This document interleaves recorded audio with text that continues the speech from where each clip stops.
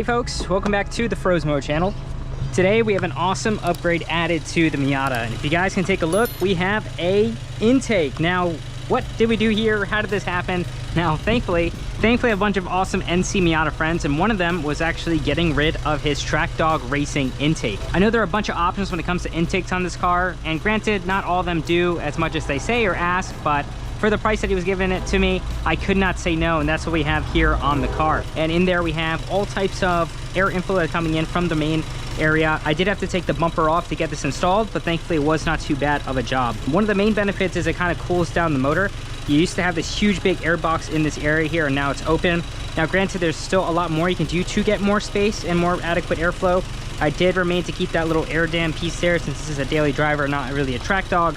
Now, we're not going to be doing that, but I've seen people also trim and cut this out to give you more room and that such. But I think auditorily wise, it sounds great. I have a little mic here to try to get us some sound, but I absolutely love it. If you guys saw my other review on the MB Miata, this was something I was really looking forward to give some more character back to this car, and I think this definitely did it.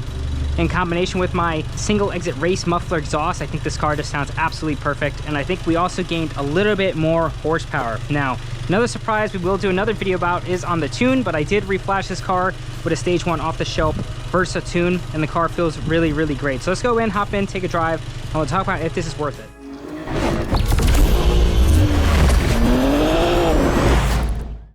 Alrighty, let's do it. Alright, let's go. Alrighty, so one of the things we have here is with this car is the extra horsepower and torque when it comes with this Track Dog Racing intake. So definitely we got some juice and horsepower in this car. It feels really, really solid when it comes to ripping towards the top of the red line, and there's a lot of other issues and things that come along with it. I know a lot of folks like to say this is kind of a, you know, hot air intake when it comes to this car, but I have not found that to be the case. Granted, it's not been a really gross day out, and we are trying to keep all the temps low and that such. I will update and kind of come to it with everything going along, but I'm immediately gonna say the throttle input is a bit more sensitive and linear, but I think the on throttle noise and sound it makes is fantastic.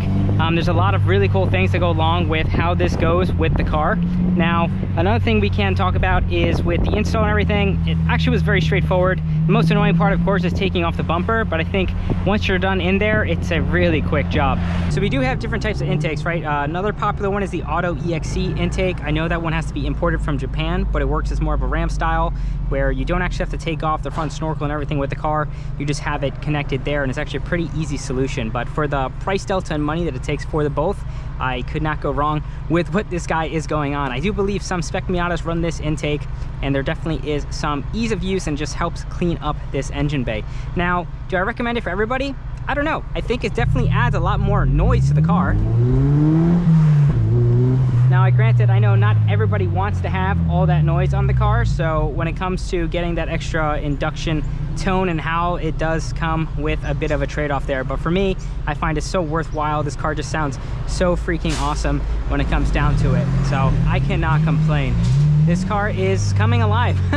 When you're just doing intake without a tune, you're not going to really benefit and utilize all of that extra air intake with the car.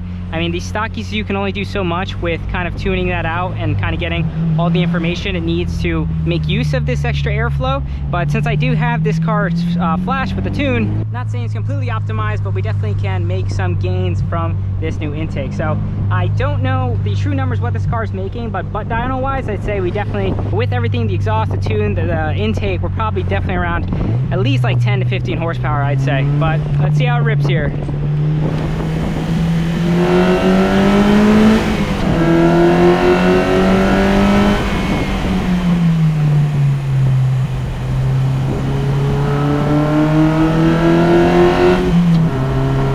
we got a homeless guy over there and some other things, but the induction howl is everything. I absolutely love how loud and resonant it comes into the cabin. I'm definitely more of an induction guy over an exhaust guy, and I think with what I have right now, this setup is fantastic.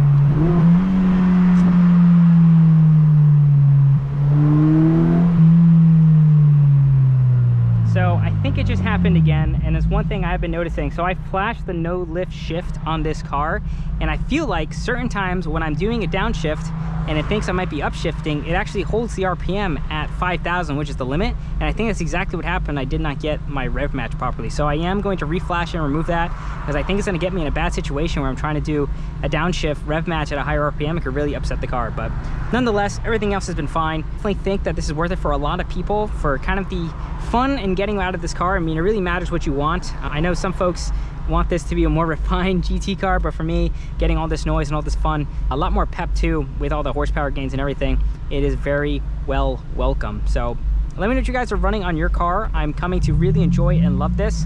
I think when it comes to sound wise with this car, we're really at a point where everything is good to go. I don't think anything else I would really change. When it comes to the sound with this open top experience, is just fantastic. You get to hear the induction in the front, the exhaust in the back, and nothing is absolutely too rowdy. If I do an open header, we'll definitely get a lot more noise, but this underload howl and sound is just, it's everything I wanted. So I'm very, very, very, very happy with this setup. So at this point, I think this really covers all the performance mods and gains I'm going to do to this car. Consider grip and everything, but I'm talking more like bolt-ons. This is really where we want to be. I have pretty much a catalyst header, even though it's the OEM header design, since my main cat killed itself. But when it comes to intake, we now have an aftermarket intake for extra horsepower and my single exit in the back. So overall, it all helps together to give a very cohesive and extra horsepower package. In some ways, you might tell it could be me just in my head, but I feel like I lost a little bit of torque when it comes to the car down low, but this thing never really was that fast, so it could just me appreciating more of the power up top versus in the middle. But we definitely got some passing power when it comes to everything all together. I'm in 4th gear at 60 and there's still some torque, so that really wasn't there before. You'd have to really downshift and rev match for that.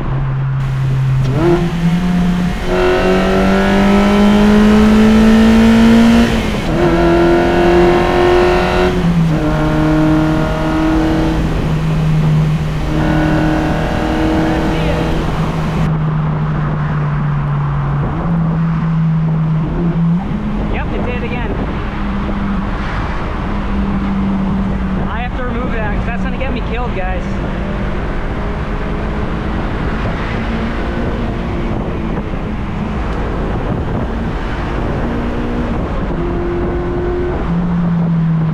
this car feels very fast. Like genuinely, it feels very, very fast. See how we do here? Yep, it did it again. The no lift shift's trying to stop me from rev matching. That is really, really dangerous.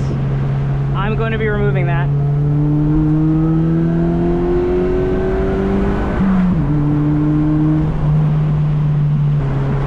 Do it again.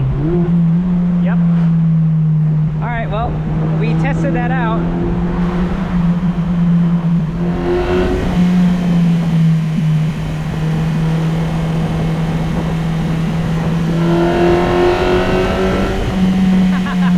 Once you get to the top of that RPM rev line, you get way more of that kind of mechanical induction howl. It's so freaking cool. Now, granted, it's no Honda, but it's still a lot of fun. All right, we're gonna do a little launch control and head back. Here we go.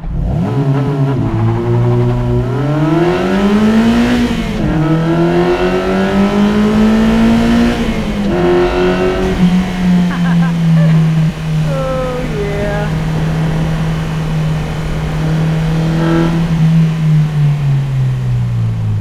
Here you go, here you go. Thank you.